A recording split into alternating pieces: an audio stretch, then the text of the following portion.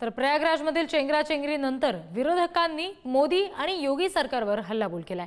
महाकुंभ मेळ्याचं नियोजन चुकलं अशी टीका सुप्रिया सुळे यांनी केली। चेंगराचेंगरीला सरकार जबाबदार असल्याची टीका संजय राऊत यांनी केली।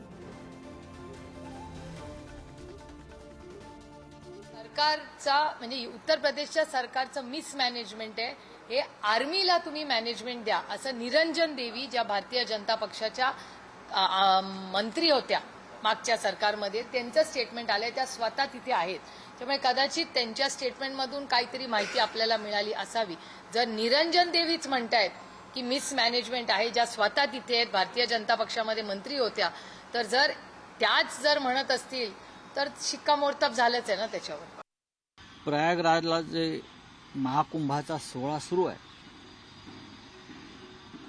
त्याच्यामध्ये कोट्यावधी लोक कसे येत आहेत आणि त्या कोट्यावधी लोकांची आम्ही कशी व्यवस्था केलेली आहे, अशा प्रकारचं ज्याला मार्केटिंग म्हणतो, राजकीय मार्केटिंग गेल्या काही काळापासून